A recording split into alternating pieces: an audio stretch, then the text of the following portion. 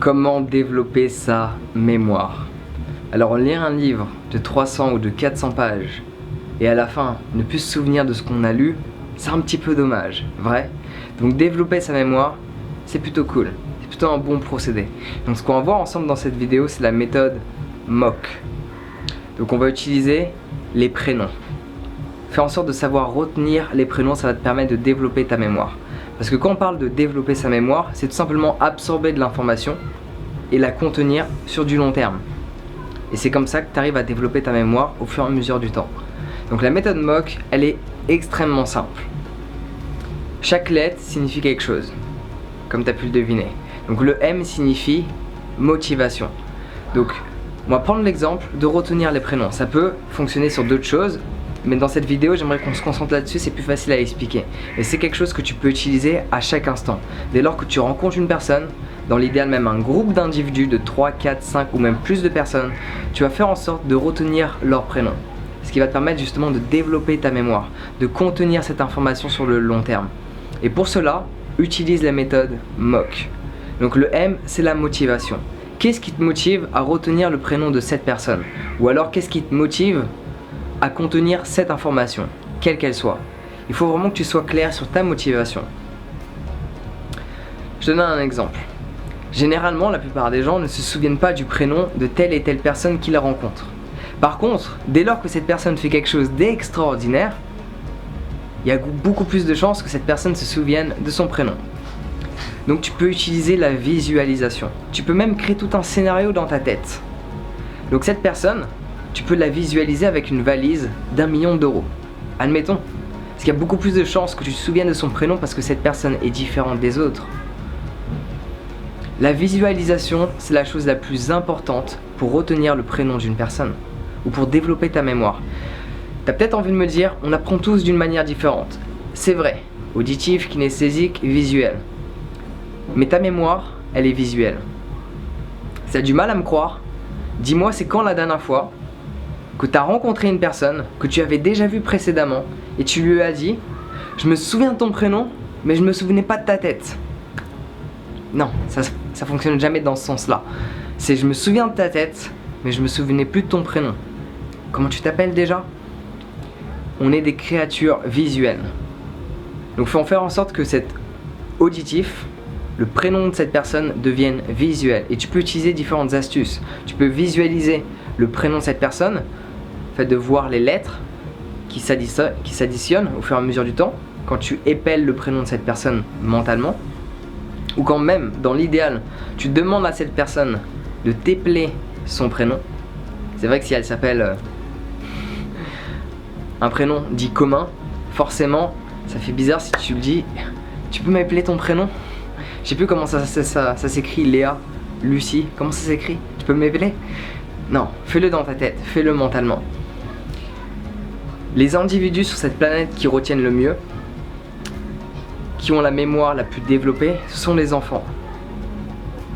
Apprendre un nouveau langage à l'âge de 50 ans, ça demande beaucoup plus d'efforts et beaucoup plus de temps qu'un enfant de 5 ans. Pourquoi? Parce qu'ils font sous forme de jeu. Ils visualisent constamment des choses. Donc cette personne, dès lors que tu cherches à retenir son prénom, ou à retenir quelle que soit l'information, fais en sorte d'imaginer un scénario.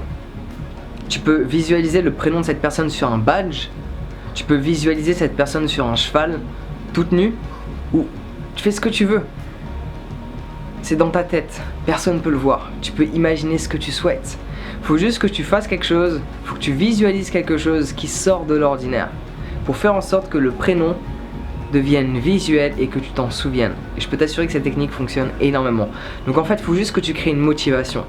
Dès lors que tu rencontres ton partenaire ou ta partenaire dit idéal, tu as plus de chances de te souvenir de son prénom parce que tu as porté énormément d'intérêt sur qui cette personne est.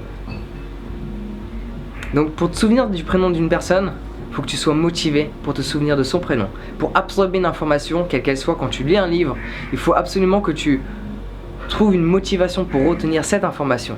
Quelle est la valeur de cette information à tes yeux? En quoi ça peut t'aider? En quoi ça peut changer ta vie?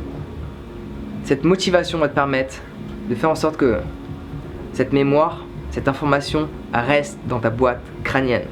Très utile. Le O, c'est pour observation, qui est extrêmement relié à la présence. Quand une personne te dit son prénom, on va garder cet exemple, c'est plus simple. Mais c'est pareil quand tu lis un livre, c'est pareil quand tu regardes un film, c'est pareil quand une personne te partage quoi que ce soit qu'elle a envie de te partager. Regarde-la droit dans les yeux.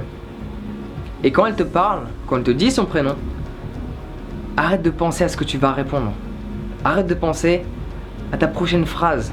Ah, c'est cool, content de te rencontrer, moi c'est non. Écoute pleinement, écoute attentivement et sois pleinement présent. Donc ça, tu l'as vers l'observation. Le fait d'observer la personne avec laquelle tu dialogues. D'être pleinement présent, d'être pleinement à son écoute. Il y a une différence entre entendre et écouter. Entendre, on entend tous plein de choses. Mais est-ce que tu écoutes sans forcément activer un dialogue intérieur? Une écoute dit active. C'est ce qui va te permettre d'absorber l'information consciemment. Parce que si tu n'en es pas conscient, tu ne peux pas la retenir. Elle va, pouf, ça rentre par une oreille et ça sort par l'autre. Tu connais l'histoire, ouais. Et le C, c'est les croyances.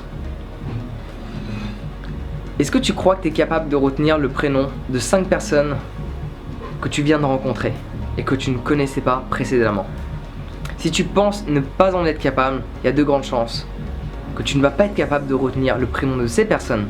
Mais dès lors que tu te crois capable de le faire, il y a de grandes chances, du moins cela va t'aider.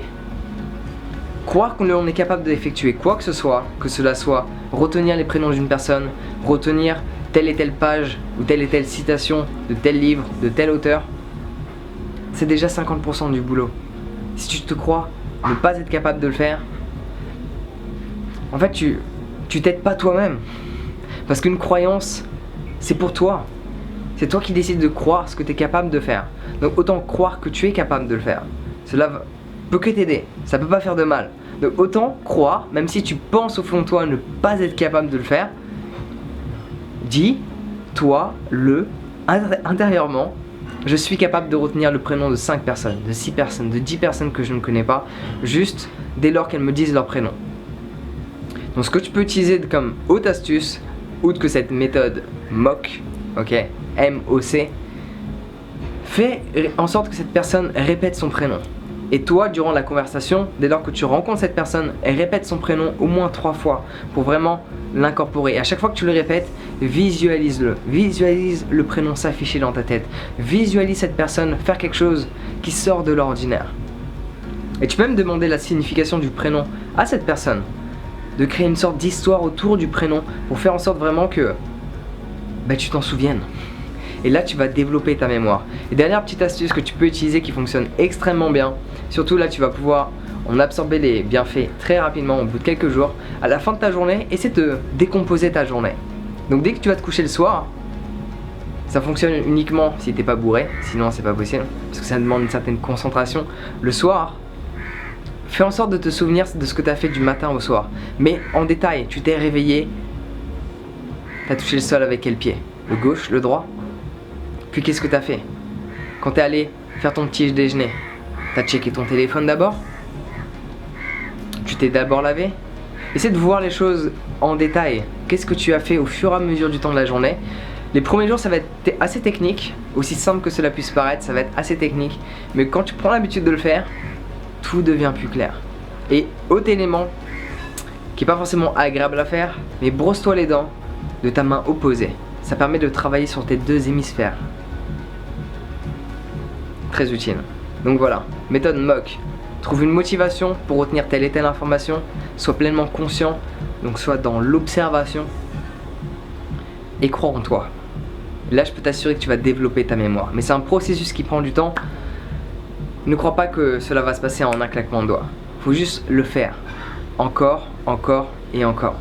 Donc en attendant, prends soin de toi, passe une bonne journée, amuse-toi bien, parce qu'il faut s'amuser. Les enfants retiennent mieux parce qu'ils s'amusent, donc amuse-toi, ok? Passe une bonne journée.